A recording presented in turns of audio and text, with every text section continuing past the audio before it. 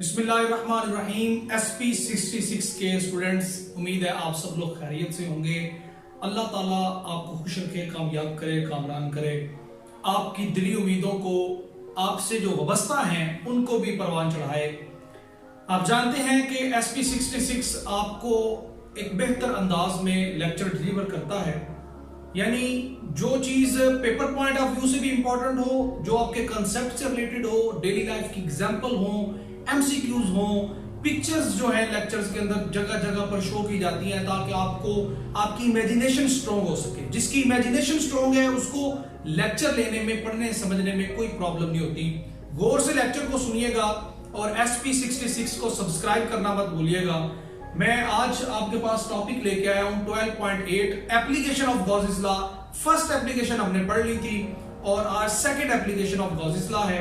बड़ी इंपॉर्टेंट है, पेपर में कई दफा आ चुकी है। आप लोग आंखों को खोल के, बंद करके नहीं, खोल के मेरे लेक्चर को सुनेंगे ताकि आपके दिमागों के अंदर ये नक्श बैठ जाए।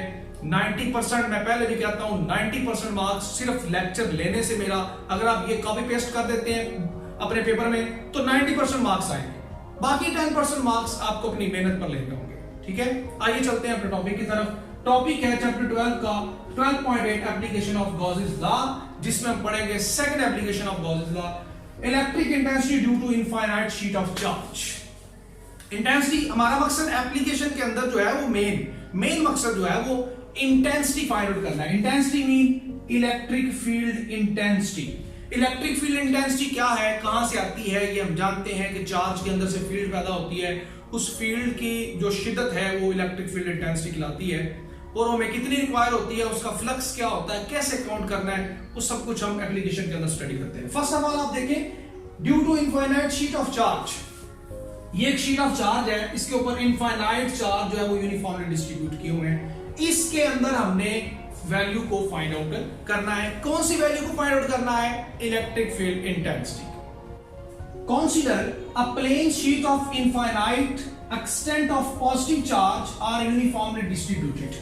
प्लेन शीट है हमारे पास, जैसे पेज होता है, पेज, उसके ऊपर पॉजिटिवली चार्ज को यूनिफॉर्मली डिस्ट्रीब्यूट कर दिया हुआ है। Uniformly mean charge are equally spaced. Sigma be the surface charge density. Previous जो एप्लीकेशन थी उसमें आपने देखा था कि उसमें सिग्मा नहीं था, लेकिन इसमें क्या है, सिग्मा लिया गया है जो कि सरफेस चार्ज डेंसिटी है। जो भी सरफेस होगी उसकी हमेशा के लिए जो डेंसिटी होगी वो सिग्मा ली जाएगी।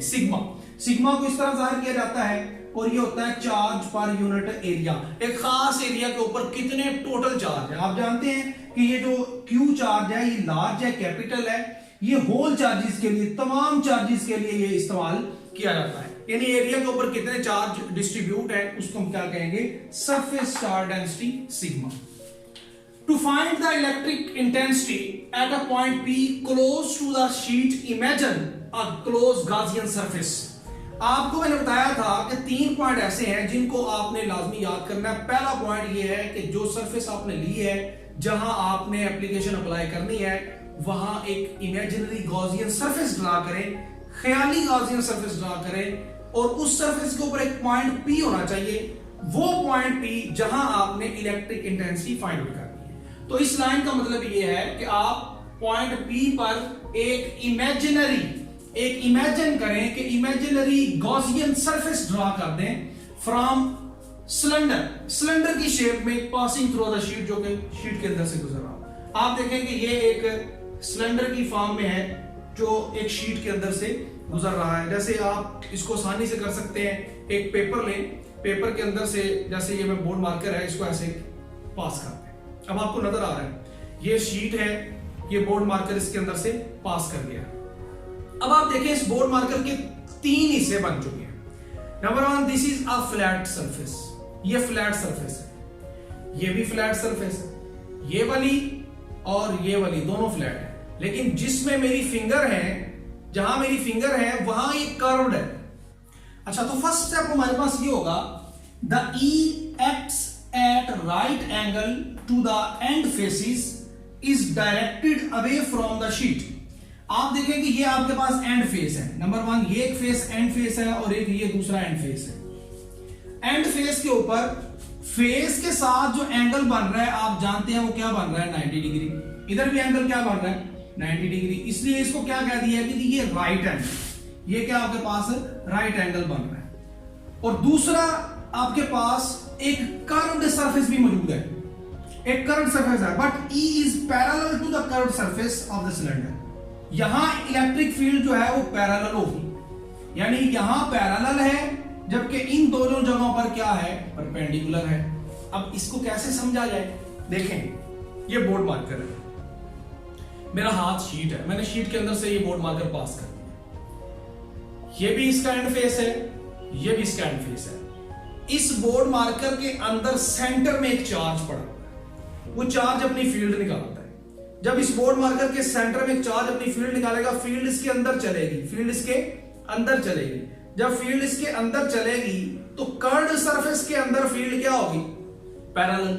जबकि फील्ड जैसे ही यहां से बाहर निकलेगी तो इस सरफेस के साथ क्या हो जाएगी, 90 डिग्री। फील्ड जैसे ही बाहर आएगी तो सरफेस के साथ उसका एंगल क्या बन जाएगा, 90 डिग्री। Is it clear? तो आप समझ गए हैं कि जब फील्ड इसके अंदर चलेगी तो वो कर्व्ड सरफेस के पैरेलल, जबकि इस और इस साइड से जो एंड फेसेस हैं इसके सिलेंडर के, उसके क्या होगी, राइट एंगल होगी, क्योंकि ये आपके पास यहां पर 90 डिग्री का एंगल है।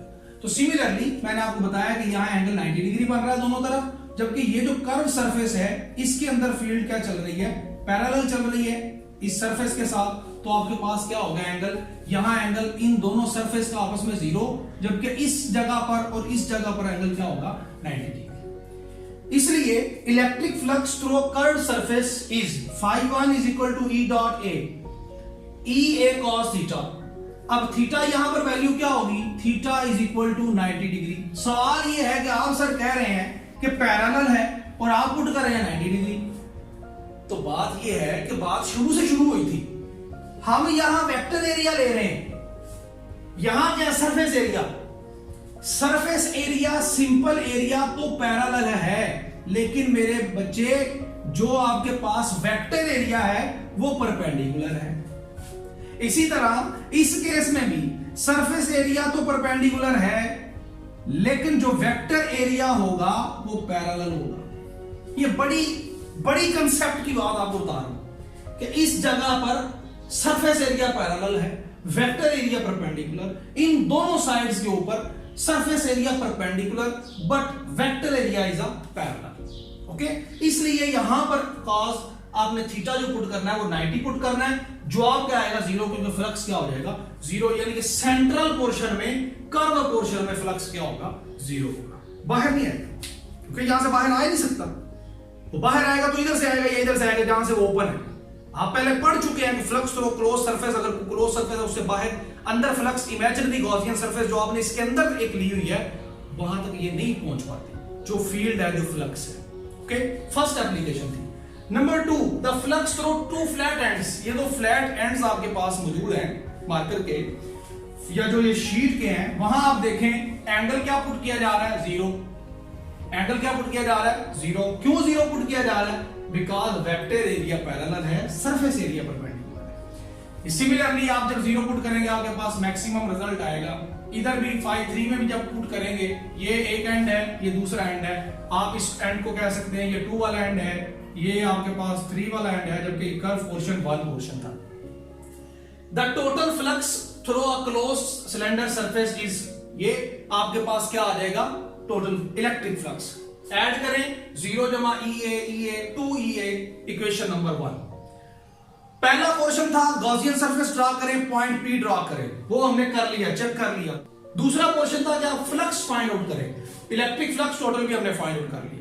इसके बाद तीसरा पोर्शन होता है गॉसियस लॉ अप्लाई करें। गॉसियस लॉ अप्लाई करें, गॉसियस लॉ होता है Q एप्सिलॉन नॉट, Q जो है वो टोटल चार्ज के लिए है, ठीक है। तो ये Q आप जानते हैं, यहां इस फार्मूले से सिग्मा जो है सरफेस चार्ज डेंसिटी, यहां से फाइंड आउट करें, उसकी वैल्यू क्या आएगी आपके पास, सिग्मा A। इस Q की जगह सिग्मा A पुट करके इक्वेशन नंबर 2 कर लें। इसको और इसको आपस में कंपेयर करें, 1 और 2 को कंपेयर किया, कंपेयर करने के बाद आपके पास एरिया से कट जाएगा।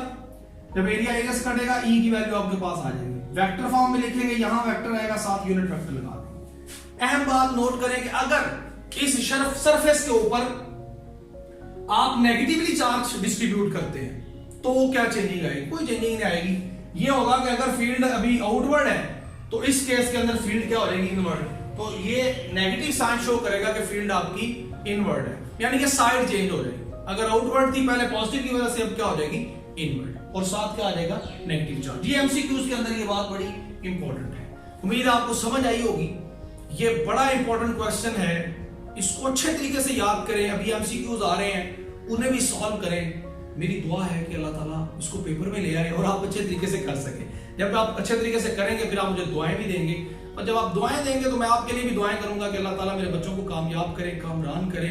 ऑलरेडी जिन बच्चों को मैंने सेकंड ईयर की फिजिक्स पढ़ाई है वो मैं कहता हूँ 96-98% मार्क्स लेकर गए हैं। ठीक है जी, तो अल्लाह ताला आपको खुश रखे। चैनल को जरूर सब्सक्राइब करें, खुद भी देखें, दोस्तों को भी बताएं कि यहाँ लेक्चर सिखाया जाता है, सिर्फ पढ़ाया नहीं जाता। मेरी दुआ है कि अल्लाह ताला आपके सीनों में इल्म इस्लाम के लिए और पाकिस्तान के लिए रखे। अस्सलाम वालेकुम व रहमतुल्लाहि व बरकातहू।